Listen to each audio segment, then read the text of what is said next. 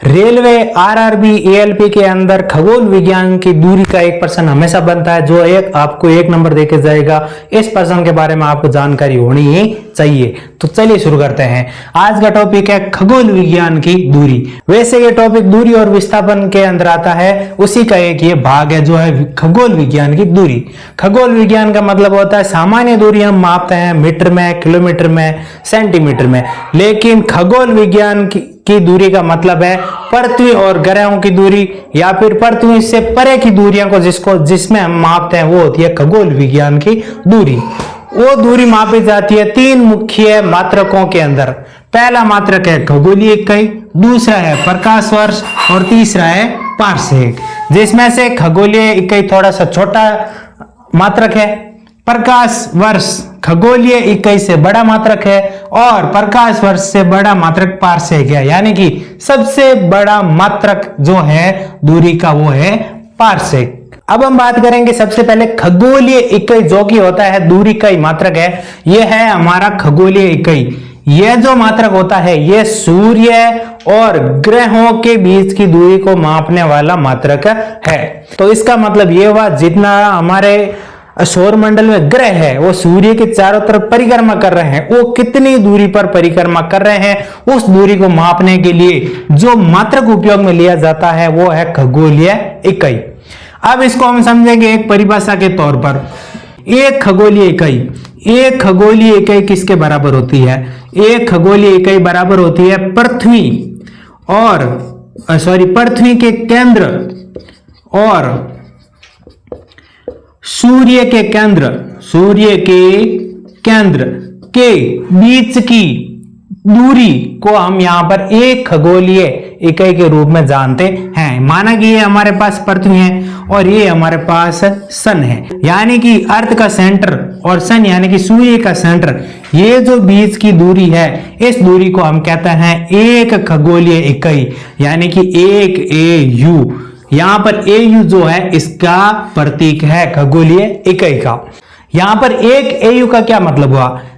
एक AU का मतलब होता है पृथ्वी के केंद्र और सूर्य के केंद्र के बीच की दूरी, जो कि होती है हमारे पास 14,95,97,870 किलोमीटर, यानी कि 15 करोड़ किलोमीटर लगभग। कहने का मतलब हो गया एक AU यानी कि खगोलीय इकाई किसके बराबर होता है? 14,95,97,870 किलोमीटर लगभग। इसको हम 15 करोड़ किलोमीटर के लगभग भी मान सकते हैं, यानी कि एक AU की वैल्यू होती है 15 करोड़ किलोमीटर।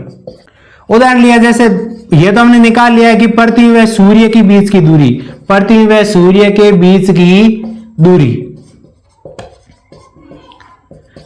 दूरी होती है 1 AU। लेकिन सूर्य और मंगल ग्रह के बीच की दूरी कितनी होती है? सूर्य व मंगल ग्रह के बीच की दूरी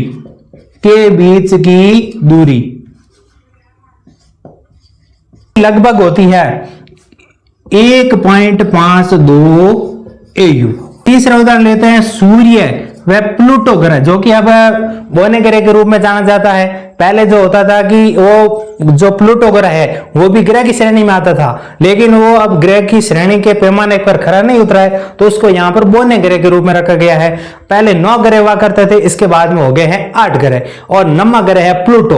तो यानी कि सूर्य व प्लूटो ग्रह के बीच की दूरी लगभग होती है 39.5 AU। 39.5 AU यानी कि 39.5 AU के बराबर होती है। कहने का मतलब है खगोलीय मात्रक है जो ग्रहों के बीच की दूरी को मापता है।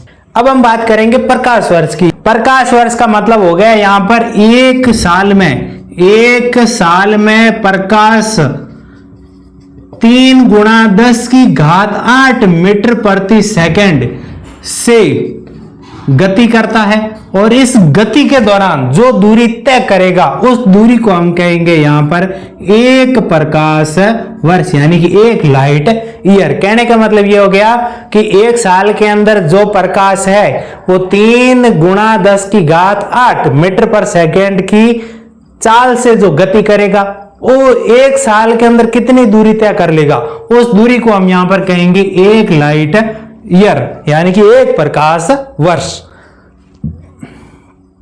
1 प्रकाश वर्ष किसके बराबर होता है? लगभग 9.46 गुणा 10 की घात 12 किलोमीटर के बराबर होता है। अब यहां से 10 की घात 12 का मतलब हो गया लगभग 95 खरब किलोमीटर। कहने का मतलब यह हो गया 1 लाइट ईयर यानी कि प्रकाश 1 साल के अंदर लगभग 95 खरब किलोमीटर दूरी तय करता है और इसी को कहते हैं हम 1 प्रकाश वर्ष। पृथ्वी तक जो प्रकाश है सूर्य का प्रकाश उसको आने में लगते हैं लगभग 8.3 मिनट। यहां पर जो है सूर्य से प्रकाश निकलता है, निकलने के बाद में पृथ्वी की सतह पर आने में उसको टाइम लगता है 8.3 मिनट। इसका मतलब यह हो गया कि 8.3 प्रकाश मिनट ये हो गया हमारा सूर्य और पृथ्वी के बीच की दूरी का मात्रक। अब हम बात करेंगे दूरी के सबसे बड़े मात्रक यानी कि पारसेक की। एक होता है पैरालैक्स यानी कि PARLLAX और एक होता है सेकंड यानी कि जो समय का मात्रक होता है सेकंड, उसके बारे में बात कर रहे हैं। यहां पर लिया हमने PAR और यहां से लिया SEC, इन दोनों से मिलकर बनता है हमारे पास पारसेक। ये पारसेक की वैल्यू कैसे निकाली जाती है? पारसेक की वैल्यू के लिए एक चीज लेते हैं हम, एक लेते हैं पृथ्वी की कक्षा की त्रिज्या। पृथ्वी की कक्षा की त्रिज्या। अब पृथ्वी की कक्षा की त्रिज्या का क्या मतलब हुआ? पृथ्वी सूर्य का चक्कर लगाएगी तो एक कक्षा का निर्माण करेगी, तो पृथ्वी और सूर्य के बीच की जो दूरी हो गई वही यहां पर होती है त्रिज्या। तो यहां पर पृथ्वी की कक्षा की त्रिज्या के कारण सूर्य व तारे या फिर तारे या जो आकाश गंगा का तारा हम उपयोग में ले रहे हैं उसके बारे में बात कर रहे हैं, जिसकी बीच में दूरी मापी जाएगी। तो यानी कि सूर्य व तारे के मध्य बनने वाले एक आर्क सेकेंड ये एक कोण का ही छोटा मात्रक है, यानी कि बड़ा मात्रक हमारे पास कोण का होता है डिग्री का 36वां भाग यानी कि 1/3600 डिग्री जो होता है किसके बराबर होगा? 1 आर्क सेकेंड के बराबर होगा। तो इतना छोटा कोण यदि तारे और सूर्य के बीच में बनता है किसके कारण? पृथ्वी की कक्षा की त्रिज्या के कारण। तो सूर्य इस कोण के आधार पर सूर्य व तारे के मध्य की दूरी जो होगी वो 1 पारसेक के बराबर होती है। प्रश्न ये बनता है कि 1 पारसेक जो होता है वो कितने खगोलीय इकाई के बराबर होता है या फिर कितने प्रकाश वर्ष के बराबर होता है, ये प्रश्न बनता है। या फिर ये प्रश्न बनेगा कि दूरी का सबसे बड़ा मात्रक कौन सा है, तो दूरी का सबसे बड़ा मात्रक होता है पारसेक। तो अब हम इसकी तुलना करेंगे, यहां पर 1 पारसेक की तुलना करेंगे खगोलीय इकाई से और प्रकाश वर्ष से। 1 पारसेक जो कि सबसे बड़ा मात्रक है ये किसके बराबर होगा? AU में ये कितना होगा? यानी कि 2,06,265 AU के बराबर होता है। 1 पारसेक जो होता है 2,06,265 AU के बराबर होता है। अब इसको हम लाइट ईयर में कन्वर्ट कर रहे हैं तो यहां पर 3.65 लाइट ईयर यानी कि 1 पारसेक जो है इसको कन्वर्ट करते हैं AU यानी कि खगोलीय इकाई के अंदर, तो वो आता है 2,06,265 और इसको हम लाइट ईयर के अंदर चेंज करें तो वो आता है 3.65 लाइट ईयर। यहां से ये प्रश्न उठा के हमें पूछते हैं तो यह प्रश्न हमें याद होने चाहिए। बाकी इसकी परिभाषा कोई नहीं पूछता है, ये हमें बेसिक तौर पर ध्यान होनी चाहिए। वीडियो अगर पसंद आया और इसको अगर आप डिटेल में देखना चाहते हैं तो कमेंट करें। Thank you.